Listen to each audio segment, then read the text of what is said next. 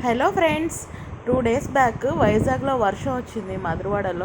మధురవాడలో అయితే లైట్గా గాలి కూడా వచ్చింది. ఆ చిన్న గాలికి పెద్ద నష్టమే జరిగిందండి. పనసకాయ రాలిపోయింది. చాలా బాధగా అనిపించింది. అసలు ఎంత పెద్దగా అయ్యిందో చూడండి. పండకుండానే రాలిపోవడం వల్ల నా మనసు చాలా బాధపడ్డది. చాలా అసలు నా బాధని నేను మీతో షేర్ చేసుకోలేను, అంత బాధగా అనిపించింది. సో మనం చిన్నగానే అనుకుంటాం, కానీ డ్యామేజ్ అయితే చాలా పెద్దగానే వచ్చింది. సో చిన్న గాలులకి ఏం అవ్వలే నా మొక్కలు అనుకున్నాను. బట్ పనసకాయ వచ్చింది అన్న ఆనందం కంటే అది రాలిపోయింది అన్న బాధే నాలో ఎక్కువగా ఉంది. సో చిన్నవి కూడా మీరు నెగ్లెక్ట్ చేయకండి ఫ్రెండ్స్, గార్డెనింగ్ చేసేవాళ్ళు. సో ఇట్లాంటి మరిన్ని వీడియోస్ కోసం నా ఛానల్ని సబ్స్క్రైబ్ చేసి షేర్ చేయండి. సో నాకైతే చాలా బాధగా ఉంది. Bye friends.